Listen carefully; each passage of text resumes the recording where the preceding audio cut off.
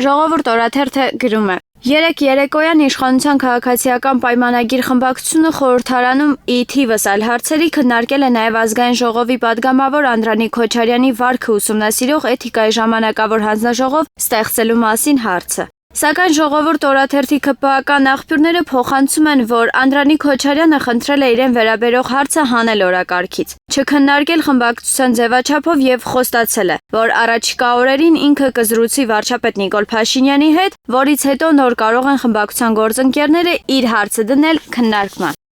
Ժողովուրդ օրաթերթը նշում է, որ խմբակցությունը քննարկելուց հետո պետք է քվեարկություն իրականացնի խմբակցության ներսում եւ քվեարկության արդյունքում որոշվի էթիկայի ժամանակավոր հանձնաժողով ստեղծելու նախագծին կողմ է քաղաքացիական պայմանագիր խմբակցությունը, թե դե։ Այսպիսով Անդրանիկ Քոչարյանը շարունակում է իր գործունեությունը խմբակցության թիկունքում։ Նա վարչապետի հետ զրույցը ըստ ամենայնի կվարի իրեն հարմար ուղղությամբ, ինչպես որ ամիսներ առաջ, երբ փորձ էր արվում խմբակցության կողմից բարձրացնել Անդրանիկ Քոչարյանին մանդատի զրկելու հարցը։ Անդրանիկ Քոչարյանը այդ օրերին Նիկոլ Փաշինյանին համոզել էր, որ պետք է իրեն վերաբերող նախագիծ չլինի եւ ինքը մանդատից չհրաժարվի, քանի որ կա 44-օրյա պատերազմի հանգամանքներ ուսումնասիրող քննիչ հանձնաժողովի զեկույց ներկայացնելու անհրաժեշտություն։ Սակայն այդ զեկույցի ժամկետները վաղուց լրացել են եւ տվյալ հանձնաժողովը արդեն փաստացի գոյություն չունի։ Ժողովուրդ օրաթերթը տեղեկացնում է նաև, որ քաղաքացիական պայմանագիր խմբակցության երեկվա նիստի ժամանակ Անդրանիկ Քոչարյանը գործընկերներին համոզելու գործընթացում է ասել, որ պետք չէ ընդդիմության բերանը լեզու դնել եւ ճիշտ չէ, որ ընդդիմության ներկայացրած առաջարկները խորհրդարանական մեծամասնությունը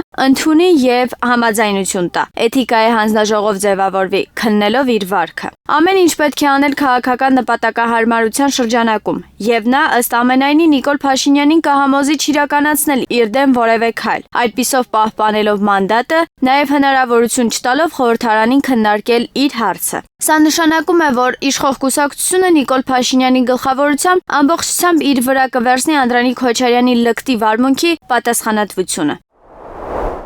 Մենք չենք հաշտվել այն մտքի հետ, որ մեր երկրի անվտանգությունը, մեր ազգային շահը կարող է դառնալ սակարկման առարկա։ Պայքարել ենք թույլ չտալու համար, որ մեր տան դուռը բացվի այլոց շահերի համար ի վնաս մեզ։ Այդ մասին ասել է Հայաստանի Հանրապետության 3-րդ նախագահ Սերժ Սարգսյանը Հայաստանի Հանրապետական կուսակցության հիմնադրման 35-ամյակի նվիրված նիստին, նշելով, որ Հայաստանի Հանրապետական կուսակցության գործունեության սկզբից ի վեր կուսակցությանը հարվածել են, որովհետև Հայաստանի Հանրապետական կուսակցությունն հիմնվել է բացառապես ազգային շահերի վրա։ Որքան էլ աներկբա է, որ մենք միակ երկիրը չենք, որտեղ ներսի տական քտերերի պահանջով մեծ աղետ է բերում սեփական պետության ու ժողովրդի գլխին, այնուամենայնիվ դա մխիթարություն չէ, առավել ևս փրկություն հնարավոր հերթական աղետից, եթե աղետաբեր տականքը չհեռացվի իշխանությունից։ Էլ ինչ է պետք չհասկացողներին հասկանալու համար, թե ինչ է տեղի ունեցել եւ ինչի համար, թե ինչ է կատարվում հիմա եւ ինչ նպատակ ուներ այդ ամենը,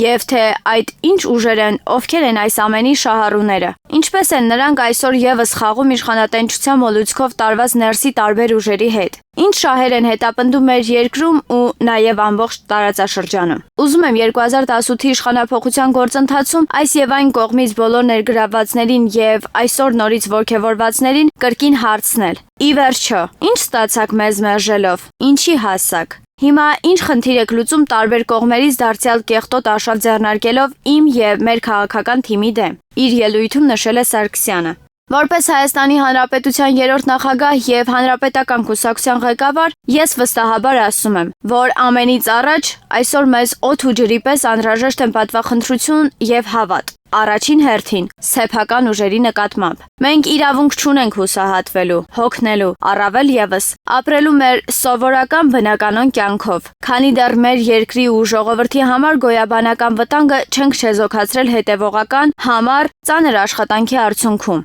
Ոչ մի ժողովուրդ առանց այս ճանապարհն անցնելու հաջողության չի հասել, ընդգծել է Սերժ Սարգսյանը։